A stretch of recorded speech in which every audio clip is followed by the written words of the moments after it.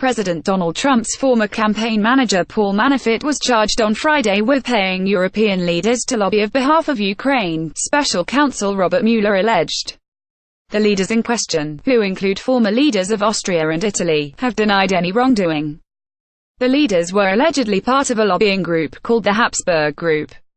Following special counsel Robert Mueller's newest indictment on Friday of President Donald Trump's former campaign manager Paul Manafort, two former European leaders were shocked to find their names mentioned in the indictment documents, claiming they'd done nothing wrong, according to the New York Times. According to Mueller's indictment, two European politicians were secretly paid around €2 million by Manafort in order to take positions favorable to Ukraine, including by lobbying in the United States, the Times reported. This money was paid during a period when former Ukrainian President Viktor Yanukovych was inching closer to Europe on several issues. He eventually changed course, however, and was ousted in a pro-Western revolution in Ukraine in 2014.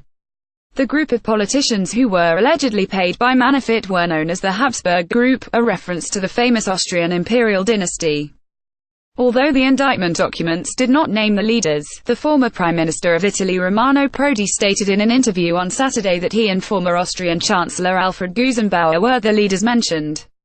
But Prodi said he was not aware that the funds Gusenbauer had paid him had come from Manafort, and were part of normal private relations I had with him, and was not any money from external sources. I tell you, I have never been paid from any lobby group in America, Prodi added.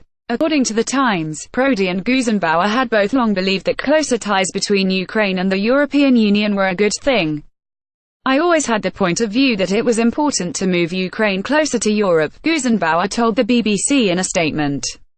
It would have been extremely positive if Ukraine could have agreed to closer ties, he said. I was talking to EU and US politicians to make that point clear. I stopped this activity when I had the impression that Ukraine was moving in the wrong direction.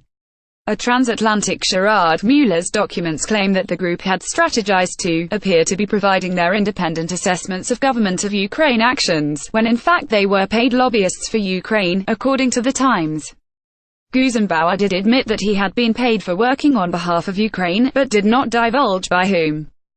According to filings made by Mercury Public Affairs, a political strategy group contracted by Manafort, the former chancellor had met with several members of Congress in 2013 to lobby for Ukraine.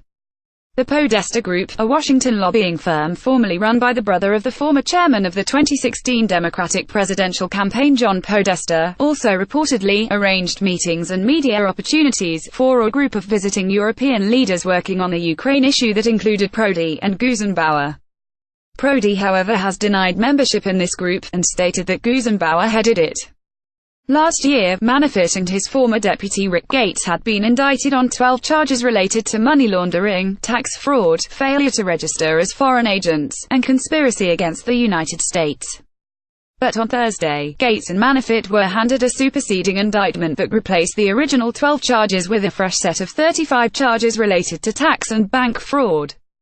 Mueller's indictment document alleges that Gates and Manafort set up offshore bank accounts that they then failed to disclose to the proper authorities, and laundered over $75 million through these accounts. Friday's indictment was placed on top of these existing charges. Cite highlights each day to your inbox. Follow Business Insider Australia on Facebook, Twitter, LinkedIn, and Instagram.